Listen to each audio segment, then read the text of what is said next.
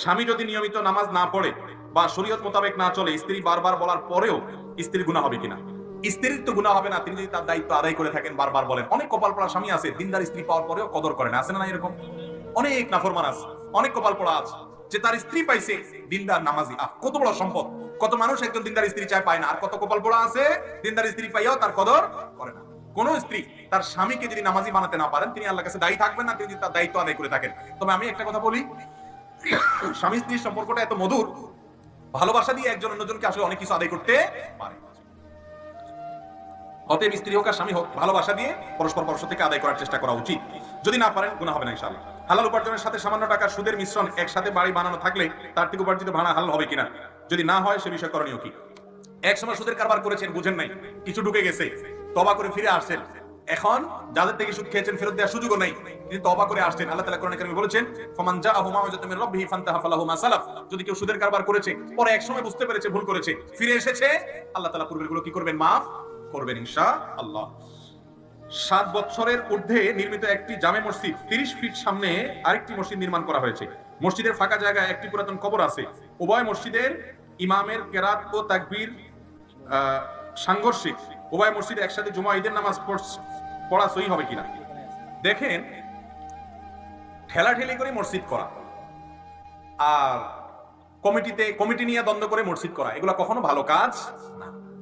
মসজিদ হবে আল্লাহর জন্য, ইন্নাল মাসাজিদ লিল্লাহ। মসজিদ হবে কার জন্য ভাই?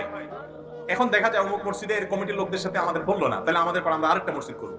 এগুলো কোনো ভালো কিছু না ভাইরা আমার। এই পাটাপাটি করে মসজিদ করবেন, আপনি চাচ্ছেন ইবাদত বন্দেগী করার জন্য। যদি কমিটি কোনো কারণে খারাপও হয়, আপনার নামাজের কোনো অসুবিধা হবে না, আপনি আপনার নামাজ ঠিকই জামাতের সাথে পড়বেন। আল্লাহর ঘরকে হাস্যকর ঘরে পরিণত করবেন না সামনাসামনি মুখোমুখি মসজিদ করে। যারা এরকম কাজ করেন তারা সওয়াবের পরিবর্তে গুনাহগার হবেন, মুসলমানদের মধ্যে বিভেদ সৃষ্টি করার কারণে। ভাইরা আমার, ইসলামের নির্দেশনা কত সুন্দর দেখেন। একটা এলাকাতে কিছু পাঞ্জেগানা মসজিদ থাকবে, সব পাঞ্জেগানা মসজিদে জুমা হবে না, বরং জুমা হবে মেইন কিছু মসজিদে, যাতে করে ছোট ছোট পাড়ার মানুষরা বড় একটা গ্রামে গিয়ে জুমা পড়তে পারে। ঈদের নামাজটা হবে আরো দূরে দূরে, যাতে করে কয়েক গ্রামের মানুষ একটা জায়গায় ঈদের নামাজ পড়তে পারে। ধরুন পুরো ইউনিয়নে একটা ঈদের নামাজ কথার কথা। এরপরে ঈদের পরে আপনার হজের যে জামাত হবে, ওইটা হবে গোটা দুনিয়ার মুসলমানদের জন্য। তাহলে মুসলমানদের যে আপনার সামাজিক সম্পর্কগুলো, সেগুলোকে কত চমৎকার করে বিল্ড আপ করার ব্যবস্থা ইসলাম রেখেছে। আর আমরা মাদ্রাসা হলেই দাওরায়ে হাদিস, আর মসজিদ হলেই শুধু জামে মসজিদ না, আরেকজনের সাথে গন্ডগোল করে আরেকটা মসজিদ। অনেকে আজকাল মসজিদ করে শুধু বাকাওয়াতির জন্য, যে আমরা পয়সা করে কামাই, অমুকের ছেলে। আমাদের বাড়ির সামনে একটা মসজিদ না থাকলে কি চলে? অন্তত মানুষ বলতে পারে মসজিদওয়ালা বাড়ি, একটা ভাব আসবে শুনলে। এরকম ভাব নিয়ে মসজিদ বানালে সওয়াব হবে, বরং লোক দেখানো মসজিদ বানালে শিরকে আসগারের গুনাহ হতে পারে। ডেঞ্জারাস কথা, লৌকিকতা, রিয়া। আল্লাহ তাআলা আমাদেরকে বুঝার তৌফিক দান করুন, হেদায়েত দান করুন। মসজিদ নিয়ে যদি মতপার্থক্য হয়, ইমাম নিয়ে, মুয়াজ্জিন নিয়ে, কমিটি নিয়ে, অন্য কোনো বিষয় নিয়ে, আল্লাহর ওয়াস্তে আপনার ভালো না লাগলে অন্য মসজিদে গিয়ে জামাত করেন, কিন্তু এই মসজিদের জামাতটারে ভেঙে আরেকটা মসজিদ করবেন না, এটা উচিত না। আপনি ওইখানে মসজিদের যদি বিকল্প মসজিদ করতে হয়, আমাদের থেকে ফতোয়া নেবেন যে এদের অবস্থা এরকম হয়েছে কিনা, যে ইসলাম থেকে খারিজ হয়ে গেছে, এখানে নামাজ পড়লে নামাজই হবে না, তারা শিরকে আকবরে লিপ্ত, কুফরে আকবরে লিপ্ত, তাহলে আপনি একটা মসজিদ করেন, জায়েজ আছে। সামান্য মনোমালিন্যের কারণে অনেক সময় টাকা পয়সা নিয়ে ধরেন, কথার কথা কমিটির লোকজন টাকা তসরুফ করে, কথার কথা তারা মসজিদের টাকা মেরে খায়, তারপর আপনি আরেকটা মসজিদ করতে পারেন না, কারণ এই কমিটি স্থায়ী নয়। গাছের পাতায় পোকা ধরেছে, সেজন্য আপনি গাছ কেটে ফেলতে পারেন, এটা বুদ্ধিমান মানুষের কাজ। আল্লাহ আমাদের বোঝার তৌফিক দান করুন। সুদের ব্যবসা আমাদের গ্রামে প্রচলিত রয়েছে, সুদের ব্যাপারে ইসলাম কি বলে? ভাইরা আমার, সুদ হলো আল্লাহর জমিনের সবচেয়ে নিকৃষ্ট হারাম কাজ। যত খাদ্য পানীয় আছে, উপার্জন আছে, উপার্জনের হারামের মধ্যে শীর্ষস্থানীয় হারাম হলো সুদ। এজন্য শয়তানি সভ্যতা, শয়তানি দুনিয়া এমন ভাবে তৈরি হয়েছে যে সুদ থেকে বাঁচার কোনো উপায় খুব একটা রাখা হয় না। মনে রাখবেন, সুদ এমন একটা অপরাধ যে এই অপরাধের কারণে আল্লাহর সাথে যুদ্ধ ঘোষণার শামিল। অন্য কোনো অপরাধকে এত ডেঞ্জারাস বলা হয় নাই। 2-4 কেজি শুকরের গোশত, কুকুরের গোশত খেয়ে ফেললে যে গুনাহ হবে, সুদের কারবার করলে তার চাইতে ডেঞ্জারাস গুনাহ হবে। কারণ সুদখোর তার 70টা অপরাধ হয়, এর ভিতরে সবচেয়ে সাধারণ নিজের মায়ের সাথে জেনা করার অপরাধের মতো। তাহলে বাকিগুলোর অবস্থা কেমন হতে পারে? ভাইরা আমার, সুদখোরকে আল্লাহ তাআলা কিভাবে শাস্তি দিবেন মেরাজে গিয়ে নবী করিম সাল্লাল্লাহু আলাইহি ওয়াসাল্লামকে দেখিয়েছেন, যাতে আমরা সতর্ক থাকি। এত ডেঞ্জারাস কোরআনে এত ডিটেইল হারাম নিয়ে অন্য কোনো বিষয় আলোচনা করেন নাই। শুকর হারাম এক কথা আল্লাহ বলে দিয়েছেন, অন্যান্য হারামের ব্যাপারে আল্লাহ তাআলা এতগুলো নাম উল্লেখ করেন নাই। বলেছেন যে হুরিমাত আলাইকুমুল মাইতাতু ওয়াদ-দামু ওয়া লাহমুল খিনজিরি ইলা আখির বলে, এরপরে বলেছেন ওয়াহিল্লা লাহুম মা ওয়ারা যালিক। হারামের শুধু নাম উল্লেখ করেছেন। আর সুদ এমন ভয়াবহ অপরাধ যে পৃষ্ঠাকে পৃষ্ঠা, সূরাকে সূরা আল্লাহ তাআলা সুদের ব্যাপারে আলোচনা করেছেন। এবং আল-ইয়াওমা আকমালতু লাকুম দীনাকুম ওয়া আতমামতু আলাইকুম নি'মাতি আয়াত নাযিল করেছেন। এরপর আবার এসে সুদের কথা আল্লাহ তাআলা শেষের দিকে বলছেন, মানে শেষ কথা, সুদ থেকে তোমরা বেঁচে থাকবা। আর সেই সুদের উপরে যাদের ব্যবসা বাণিজ্য উপার্জন নির্ভর করে, দুনিয়াতে হয়তো কিছু পয়সা করে কামাবেন, আপনি নিশ্চিত জেনে রাখবেন জাহান্নামের আগুন আপনি এড়াতে পারবেন না। আর জাহান্নামের আগুন তো বাকি নগদ শাস্তি হিসাবে সুদখোরের মানসিক শান্তি আল্লাহ তাআলা তার জন্য হারাম করে দেয়। এইজন্য সুদখোরদেরকে কখনো মানসিকভাবে সুখী দেখবেন না। হয়তো পয়সা করে অনেক হয়, হাদিসে আসছে নবীজি বলেছেন আল গিনা গিনান নাফস, যার মনের মধ্যে সচ্ছলতা আছে সে হলো আসল ধনী। এই সুদখোররা বাহ্যিক ধনী হতে পারে, মনের দিক থেকে কখনো ধনী হতে পারে মানসিক যন্ত্রণায় ভুগতে থাকে। আল্লাহ তাআলা আমাদেরকে বুঝার তৌফিক দান করুন। না খেয়ে থাকবেন, সুদ খাবেন না, সুদের কারবারে জড়াবেন না।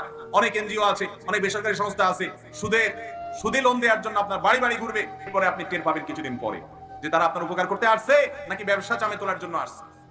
আল্লাহ আমাদের ভাইদেরকে বন্ধুকে বুঝার তৌফিক দান করুন। মুসলমান হারাম, অন্য যে কোনো হারাম থেকে তো অবশ্যই বাঁচবে, কিন্তু অন্তত সুদের কারবার কোনো মুসলমান করতে পারে, ভয়ঙ্কর। এরপর প্রশ্ন হলো, সমাজে পরকীয়ার ক্ষতিকর প্রভাব এবং ইসলামী বিধান সম্পর্কে জানতে চাই। দেখুন, কারণ পরকীয়া এখন সহজ হয়ে গেছে। ফেসবুকে পরকীয়া চলে, ইমোতে পরকীয়া চলে, হোয়াটসঅ্যাপে পরকীয়া চলে, ইটিশ পিটিশ চলে। এদিকে বউর সাথে মহব্বত, এদিকে আরেক মেয়ের সাথে ইটিশ পিটিশ, এদিকে আপনার স্বামীর সাথে মহব্বত, এদিকে আরেকজন ছেলের সাথে ইটিশ পিটিশ। এগুলো আজ ঘরে ঘরে হয়ে গেছে। এই সবগুলোর মূল কারণ হলো ইসলামী যে জীবন বিধান, ইসলামী যে আপনার কি বলে কালচার এবং সংস্কৃতি, সেটা থেকে আমরা সরে গেছি। একজন স্বামী এবং একজন স্ত্রী যদি আল্লাহর ভয় তার অন্তরে থাকে, সে কোনোদিনই পরকীয়ার সম্পর্ক জড়াতে পারে। পরকীয়ার অপরাধটা কিরকম? একজন যুবক হারাম সম্পর্ক জড়িয়েছে, বিয়ে করে নেই, এর অপরাধ কিরকম? যে এর অপরাধ যদি প্রমাণিত হয়, ইসলামী দণ্ডবিধিতে 100 বেত্রাঘাতের ব্যবস্থা বিচারিক ভাবে করতে হবে, আপনি না জানেন। কিন্তু যদি কোনো বিবাহিত নারী বা পুরুষ জেনায় লিপ্ত হয়, তার শাস্তি ইসলামের সবচেয়ে ভয়াবহ। কারণ মানব সভ্যতা এর কারণে হুমকির মধ্যে পড়তে পারে, সমাজ ভেঙে পড়বে, সংসার ভেঙে পড়বে। ভাইরা আমার, বিবাহ বহির্ভূত সম্পর্ককে এলাও করা পৃথিবীর দেশগুলো এখন জনগোষ্ঠী তাদের জনসংখ্যার হার ধরে রাখতে পারছে না। প্রণোদনা দিয়ে সরকার সন্তান জন্মের হার বাড়াতে পারছে না। চায়নার মতো দেশ, এত সংখ্যা তাদের, এত জনসংখ্যা তাদের, কিন্তু জন্ম নিয়ন্ত্রণ করতে করতে করতে এমন একটা পর্যায়ে চলে গেছে, এখন আর মানুষের সে টেন্ডেন্সি ফিরে আনতে পারছে না। এবং এই ভয়াবহতা পৃথিবীর অনেক দেশকে গ্রাস করে গেছে। এগুলোর অন্যতম কারণ এটাও যে সাংসারিক জীবন মেনটেন না করা। এটা মানব সভ্যতা হারিয়ে যাওয়ার একটা কারণ। আস্তে আস্তে বিলুপ্তির দিকে চলে যায়। মানুষ সন্তান নেওয়ার প্রয়োজন মনে করে না, সংসার করার প্রয়োজন অনুভব করে না। এই জন্য পরকীয়ার অপরাধ এত ভয়াবহ যে মৃত্যুদণ্ড সবচেয়ে কঠিন ভাবে কার্যকর করার নির্দেশ আল্লাহ তাআলা দিয়েছেন। সেটা অবশ্য বিচারিক ভাবে হবে, যেন তেন ভাবে আমি যে কেউ এই বিচারের দায়ভার হাতে তুলে নিতে পারি না। অতএব পরকীয়ার এই পাপ থেকে আল্লাহ আমাদেরকে বেঁচে থাকার তৌফিক দান করুন। পরকীয়া নিয়ে দীর্ঘ আলোচনা করতে হবে। কেন হয়? কেন হয় এর অনেক কারণ আছে। প্রথম কারণ হলো চোখের গুনাহ হয়। চোখের গুনাহ থেকে পরকীয়াতে যায়। মানুষ চোখে আগে হারাম দেখে, তারপরে মনের ভিতরে সেটা চিন্তা করে এবং বাস্তবায়ন করে। এজন্য চোখের গুনাহ থেকে বেঁচে থাকার চেষ্টা সবাই করতে হবে। আর অনেকগুলো বিষয় আছে যেগুলো আলোচনা করার সময় আমার হাতে নাই। দায়ুস কারা? ইসলামে দায়ুসের শাস্তি কি? দায়ুস কে ভাই? আমরা ছোটবেলা থেকে শুনে আসছি মহিলাদেরকে দায়ুস বলা হতো। একটু বেড়া টাইপের, একটু কথাবার্তা শুনে না, লাগামহীন টাইপের, তো গ্রামের মানুষ ওই মহিলাকে বলতো দায়ুস মহিলা। আপনারা শুনছেন? অথচ দায়ুস কিন্তু মহিলা না, দায়ুস বেশিরভাগ পুরুষ।